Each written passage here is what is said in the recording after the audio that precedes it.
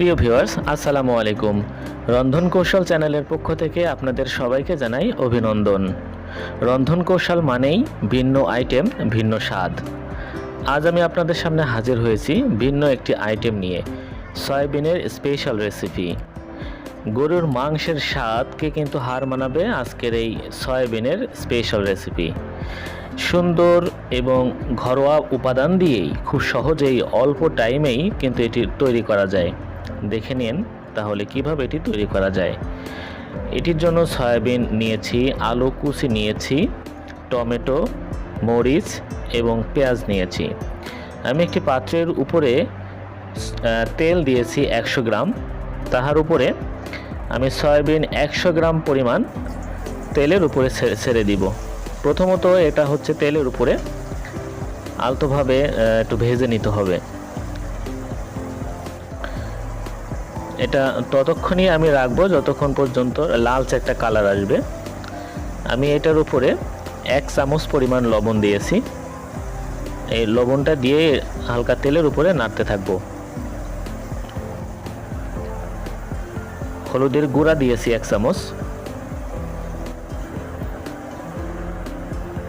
লবণ এবং হলুদের গুঁড়া এই দুইটা উপাদান দিয়ে তেলের উপরে সয়াবিনটাকে সুন্দরভাবে মিশ্রণ করে লালচে কালার হওয়ার আগ পর্যন্ত নাড়তে হবে।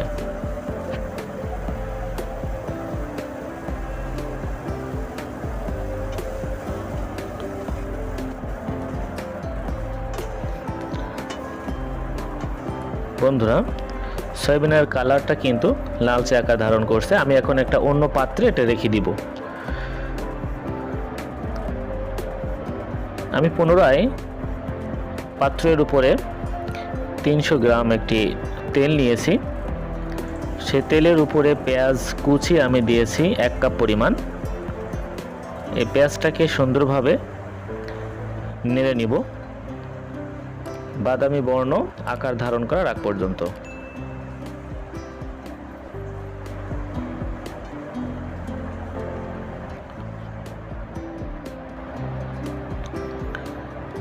পেঁয়াজের উপরে আমি লবণ দিয়েছি 1 চামচ, হলুদের গুঁড়া দিয়েছি 1 চামচ। এটা দিয়ে মিশ্রণ করব।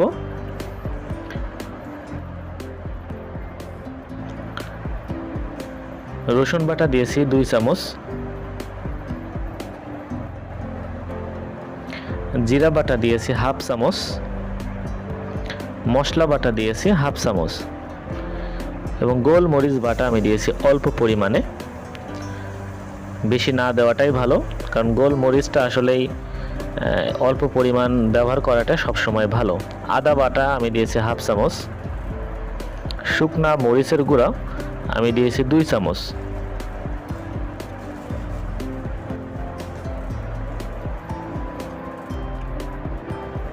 সবগুলো মশলা কিন্তু সুন্দর করে মিশ্রণ করে কিছুক্ষণ পরে আমি এখানে যে আলুগুলো কুচিয়ে রেখে দিয়েছিলাম সেটা মশলার উপরে ঢেলে দিয়ে মিশ্রণ করতে থাকবো। মশলাগুলো যেন প্রত্যেকটা আলুতে ভালো করে লেগে যায়।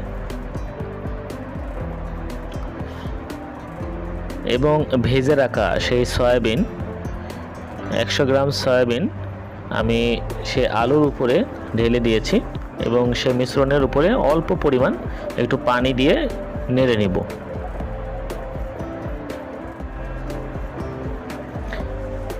ধনিয়া গুঁড়া আমি 1/2 চামচ দিয়েছি।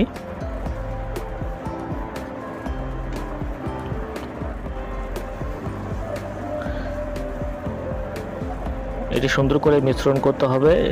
এখন পুরো পানিটা আমরা ব্যবহার না করেই নাড়তে হবে যাতে করে পাত্রে লেগে না যায়।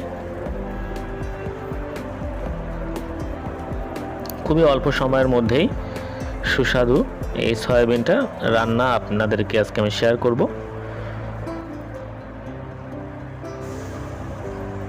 এখন এখানে পর্যাপ্ত পরিমাণ পানি আমি দিয়েছি।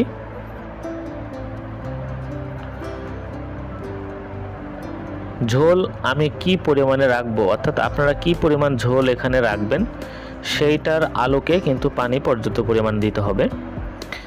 পানিটা দেওয়ার পরে আমি এর উপরে 2টা তেজপাতা খণ্ড খণ্ড করে দিয়েছি। এখন আমি পানি দেওয়ার পরে ঢাকনা দিয়ে ঢেকে রাখবো 10 মিনিটের মতো।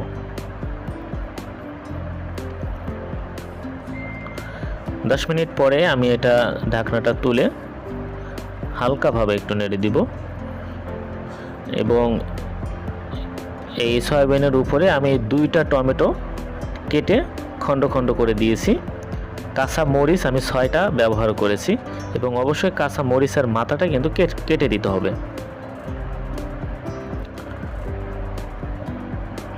ঢাকনাটা দিয়ে আমি আবারও 10 মিনিট রেখে দিব।